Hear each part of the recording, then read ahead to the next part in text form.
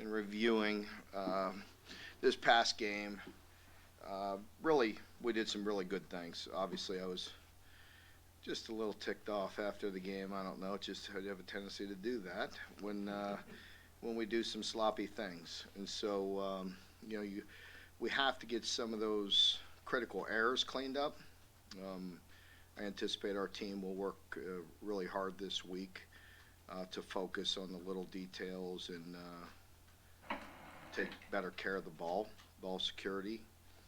Defensively, again, it was probably better than I felt. I was just agitated by a few drives that they had, and it was just simply a lack of execution on some younger guys that we got to get cleaned up.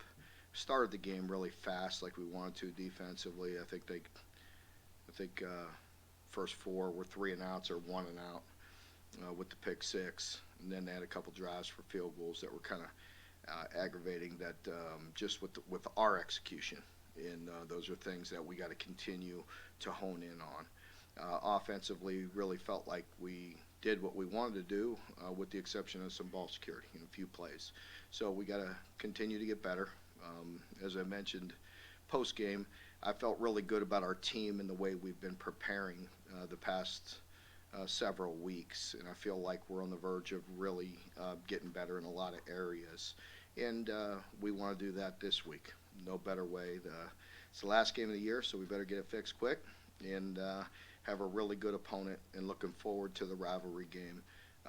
Big challenge going on the road, and the way they're playing. Certainly with Malik, he is a dynamic playmaker and a guy that can hurt you with his legs and with his arm. And you could see his comfort level. He's getting more and more comfortable with every game, with every opportunity, and that experience is paying off for him. He's really playing exceptionally well and making people around him better. So they're better in all areas than the last time we played them. A good dose of our team. The past 2 classes haven't played Louisville, so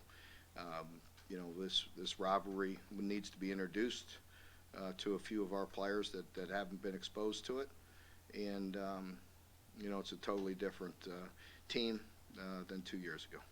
How do you introduce the young guys to the rivalry? We'll have some ways. We'll show them some things. Yeah. Is there more excitement in play last year? Pardon me? Is there more excitement because you guys I don't know. We'll see. Hopefully there will be. But again, 2 classes haven't played this game yet, so they don't understand it yet. It feels like the last couple times y'all played ACC teams that been really physical games, really cranked up the physicality. Is that the case where you are emphasizing that more? Oh, I mean, you said it. I mean, we did it. You know what I mean? But that's not that's not to say that it's gonna happen automatically. You know what I mean? Those were different games. This is a different year. I'll say this is definitely a different team and a different defense than 2 years ago when we played them. And so we'll have to play. We will have to play more physical than we've been, in my opinion. We need to bring out that physicality that we're used to. I still don't feel like we're as physical as we can be.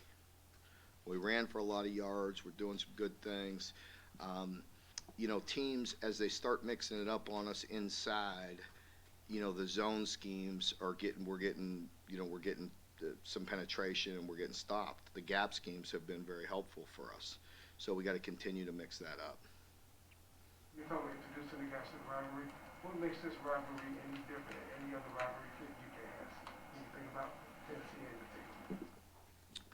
particular? In-state, in-state, very close.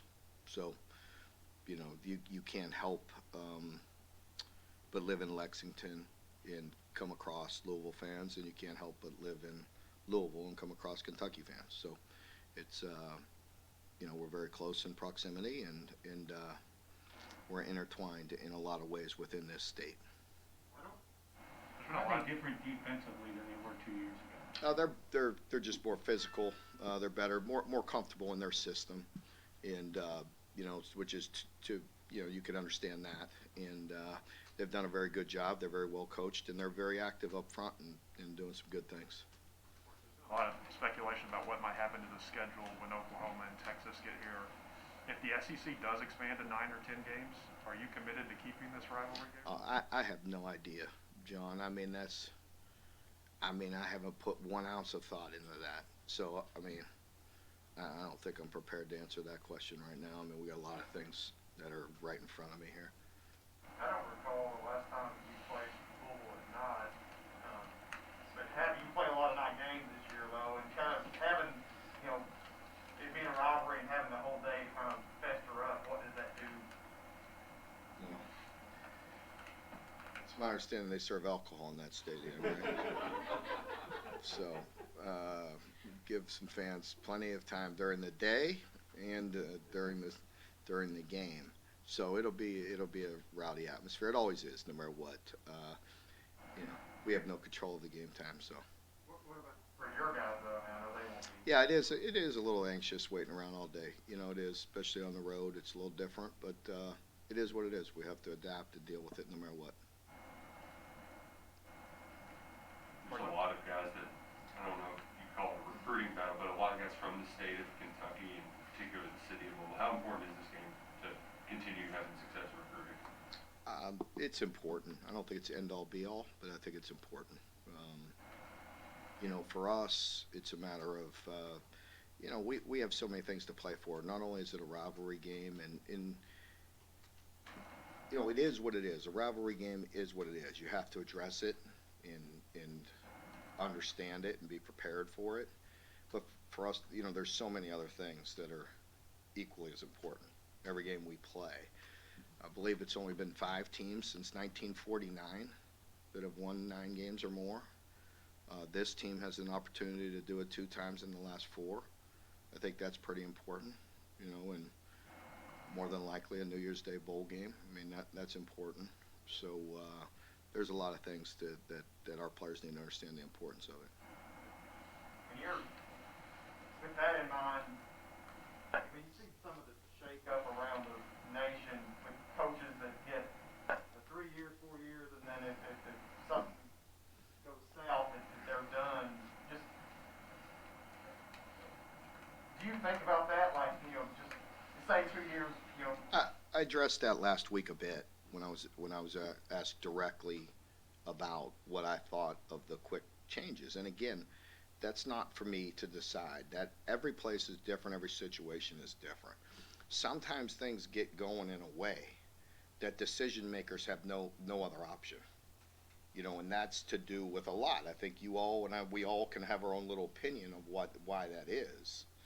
And I mentioned it last week. I think social media and the people that get going, that get some things going in a negative direction.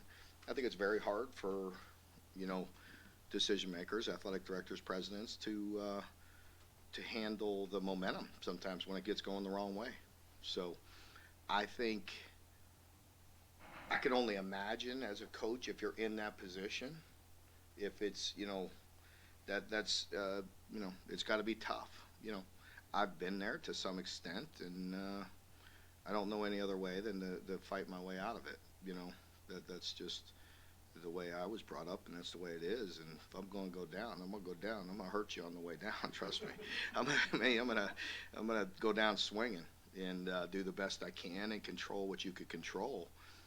But a lot of that has to do with your building and the culture in your building, and what the pulse of your building feels like, and that's what the players, coaches, support, everybody. There's a lot that goes into that, and I think that's why you can't just put a blanket over it and say this is right or this is wrong. I mean, every situation is different, and if it's gone to the point, where it's, you can't turn it, then sometimes there are no other options.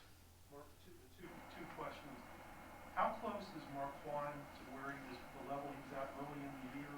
And is De'Aaron Jackson back to such an extent you trust him, in high leverage situations? It was good to see him in that situation Saturday. We never have any doubt about him being a thumper, right? But it's about movement and running too. So you saw him thumping, but you didn't see him quite running and having, the range that you need to play linebacker. So that we need to continue to keep our eye on with D-Jack. And with Marquand, same thing. It was not. It was still bothering him a bit last week, and you could tell by the way he was playing, with the way he was anchoring. And hopefully he'll feel better this week. You mentioned that Malik makes the guys around him better. What about the weapons that he has? The running game, Yeah. defensive hands, receivers. What about those guys? Really good, stable running backs that really the offense doesn't change with each of them, and the wideouts are really good players, really productive, and you could tell they have some juice. They have some. They can run, and so they definitely have some weapons around him. And he does such a good job of designed runs or running read plays, zone reads and such, and then buying time to throw the ball down the field, and then of course scrambling for yards. You put the three of those things together on him, and you got your hands full.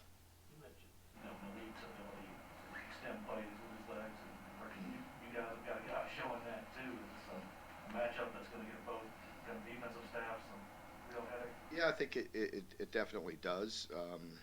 Anytime, you've heard me for years and years talk about it, but you see it everywhere. And I used to get the question all the time. Well, everybody has a hard time with running quarterbacks. It's not a Kentucky thing. It's a defensive thing. It's a pain in the butt. And guys that can extend plays, especially when they're so electric, like Malik. I mean, he is extremely fast and elusive when he gets free. You mentioned kind of being a little ticked off after the game. I feel like Will has that similar strive for perfection. I don't know what the right word is, but how do you see his drive just when we aren't watching him? Yeah, I love it. I love the competitive nature that he has, and he. Listen to me. He has to control it a lot better. I mean, I'm joking, making fun of myself, but you can't hide it sometimes. And he's competitive, but. What I love about him is nothing's, he's going to get pissed, but nothing's going to rattle him. He's going to get right back in there and not flinch. I mean, he'll come right back and run it again, or throw a pass, into some traffic, into a tough, tight window, and have confidence that he can make that throw. And he's bounced back. He's done it all year. He's getting better and better. And I think he's managing those emotions better and better. Talk a lot about developing guys, getting them ready for the next level. One of your former players, Landon Young, made his first start yesterday for the Saints. Just what does that say about, as a rookie, you develop guys, they're ready to go when they need to be called, from season one? It says a lot. I'm so proud of him. I knew that he would play in the NFL for a long time, and no matter where he was drafted, no matter what round, I think the Saints are very smart with drafting him where they did. And I got a message from his father, Randall, the night before that he was making his first start, and he was very excited and happy. And unfortunately, I was working. I didn't even get a chance to see it, but we're proud of him, and it doesn't surprise me. I feel like he's a guy that'll play in the NFL for a long time. After the game Saturday, that Louisville didn't really recruit him at all. That's been a topic of conversation for their fans about in-state recruiting. What do you just see as the kind of general state of recruiting the high school players? I have no control over really what what they do as far as who they pursue and who they do not. And that has no effect on me at all. We do what we do, and maybe we have something to do with the outcome of certain recruits, but we've done very well, but we haven't been 100%. They've beat us as well a little bit, and we want to get the ones we're shooting for. So in-state's important. It always starts with us in-state, and we pride ourselves on getting out there and hitting the pavement and getting to know guys early and trying to identify them and get on them. But I don't know. That's their issue whether they did or didn't. On that note, like with Wandale, he's a guy that you build this big relationship with, and it doesn't work out the first time. But guys like him, though, I know he's not just building relationships with guys in the state, but how much does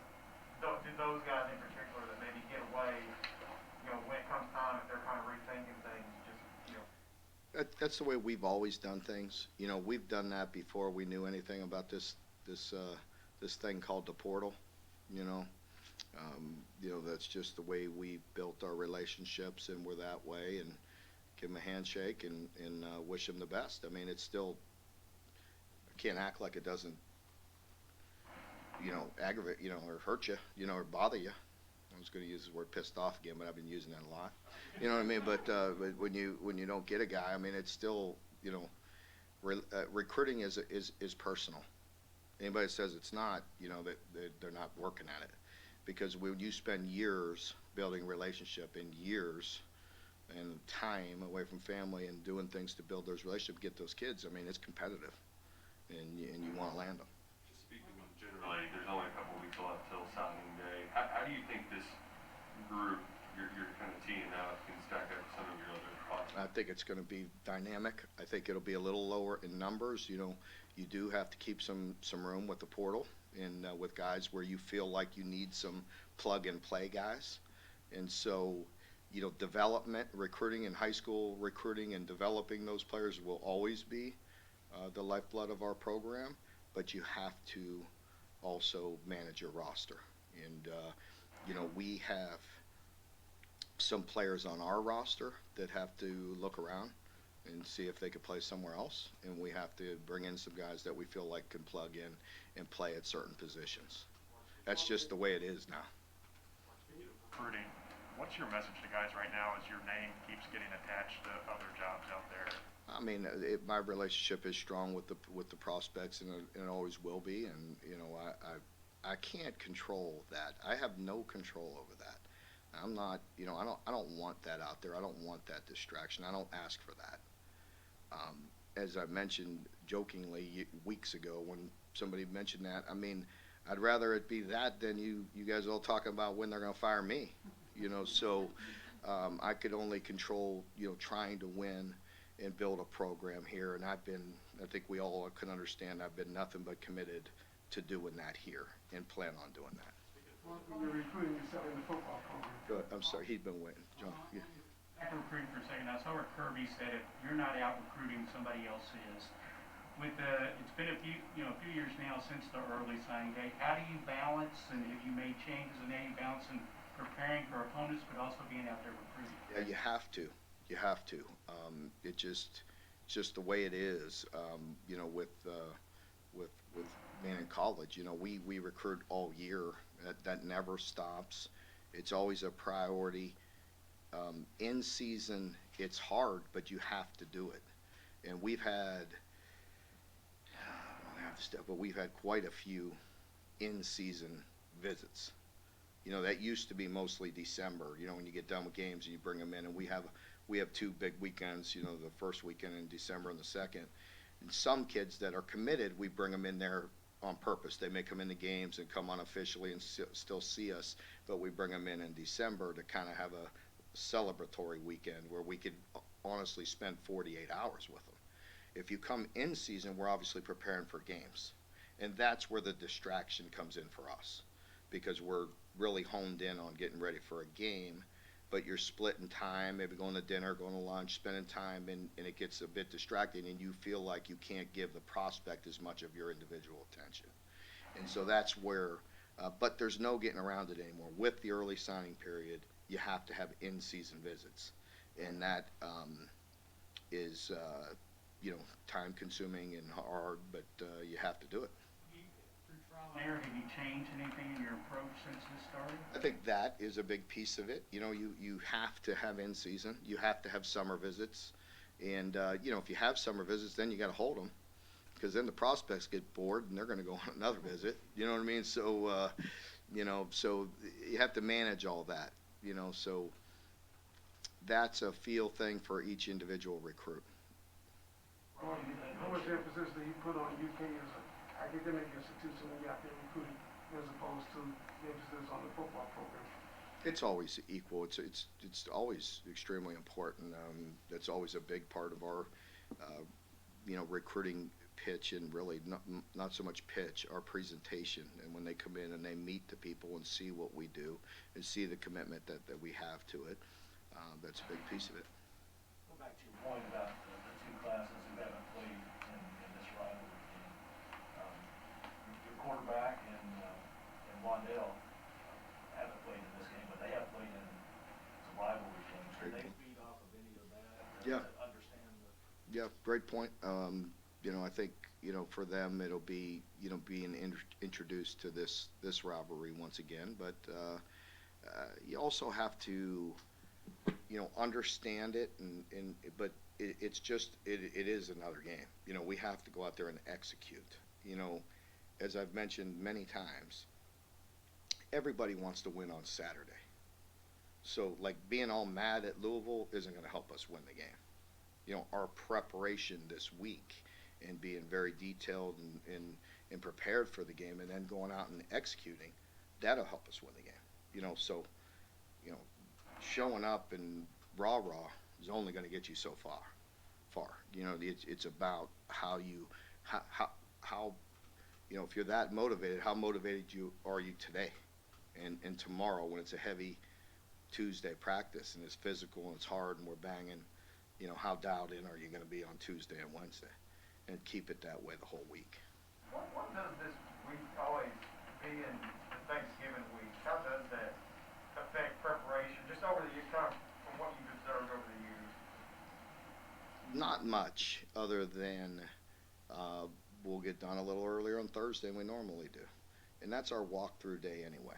So, you know, for the coaches, you know, I wouldn't say all the hay's in the barn by Thursday morning, but 95% of it better be in the barn.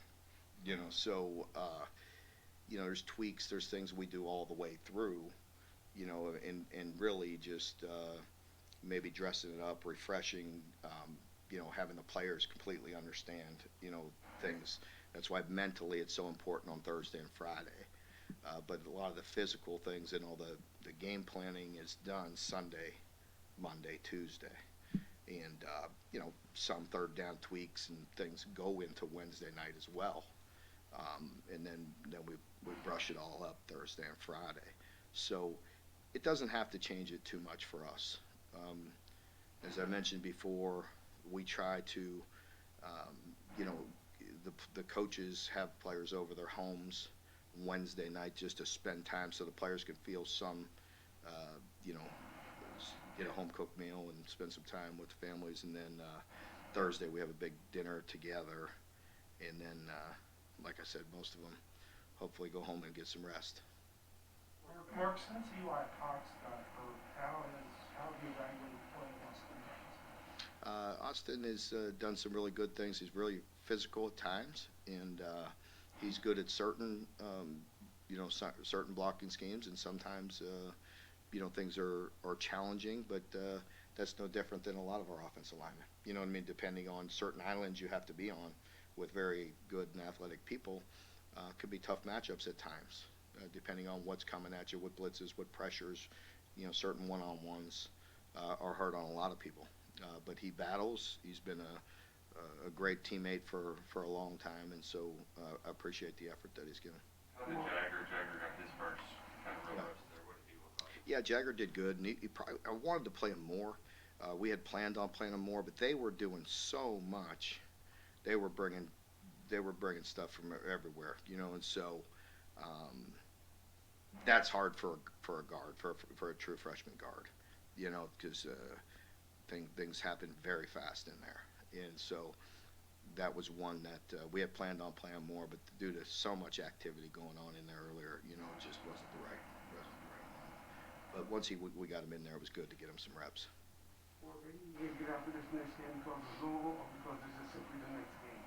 Pardon me? Or we? You get after Louisville because it is Yeah. Louisville, or because it's the next game? Well, I think you know the answer before I say it. I mean, you know that the next game's the most important because it's the next game. I mean, that's the way you have to approach it. If you don't, you know, I can't sit there and preach to my team about respecting the game if I don't. You know, so, you know, believe me, in this business you got a chance to get humbled every 7 days, and you take every opportunity and every day to prepare yourself for Saturday, and that's what we're going to do. Thanksgiving week, just, you know, what are you thankful for as the head coach here? Yeah, thanks for telling me that. I was supposed to open with that. That was all my opening thoughts, and just Thanksgiving week, and just appreciate this year, all the work you all have done. Appreciate our team, our coaches, our staff, my family. It's been we're blessed, and we have a great opportunity here this week. So I hope you all enjoy the week and have a great day. Is there anybody on this team, I would imagine leadership's always important, but especially in a rivalry game. Has anybody stepped up and been a leader for you that maybe you weren't expecting to be this year? I don't know. Maybe matured in that area? Well, I think a guy like Marquand becoming a captain is a great example of that. Him playing well and maturing, that's to be expected. That's what we talk about all the time and work hard at. But for him to be voted a captain was great to see. He went through what he had to go through with the injury last year compared to this. Is that sort of, would he have handled it as well, maybe? I'm not sure. I'm not sure he would or he wouldn't, but he always helps me out at the end of just about every day when I'm breaking the team down and talking to him for a bit after practice. He always wraps it up with, "Now hit them books," you know what I mean, to the rest of the players. So he's an experienced veteran now, so he's got it. After the game Saturday, JJ is still kind of dealing with some of the lingering effects of that injury. Just have you seen his development overall from, I know right before he got hurt, you all thought he was, one of your best defenders, right? He's going to be, he's doing a remarkable job, and he's playing through everything he can. Again, we're not going to let him re-injure that thing, and we're not going to let him play with injury. But there comes, some setbacks at times with that because of the strength and the mobility and all those things. So he's obviously not back to 100%. I think it's very difficult from a knee injury like that. But I greatly appreciate how hard he plays and the way he's fought through it, and he's helped us. He's still a very good player for us. I can't wait till he gets back to that elite level again. Back with because of the rush. Mm-hmm. Some convictions. How does that? You said it would bring a lot of people from a lot of different areas and whatever. How does it relate to what Louisville, how Louisville plays? I mean, is there any connection there, maybe? I believe, Lonnie, that's what you're trying to ask. Are you trying to compare him to Malik or just what they do defensively, you mean? The two together. Well, I mean, Louisville plays extremely hard. I mean, they're going to come after you. They mix it up. They're a lot like us. They'll play zone. They'll play man. They, bring a variety of different pressures, and they'll try to mix it up on him. With Will and with Malik, that's a feel thing. They're both very good at what they do, and a lot of that is God-given ability to feel the pressure or where to escape to and where to buy the time and when to buy time to look down the field and create for receivers and when to pull it down and scramble for yards. So they're both going to do their thing, both very good players and both very tough to stop at times, with the way they can ad-lib and create.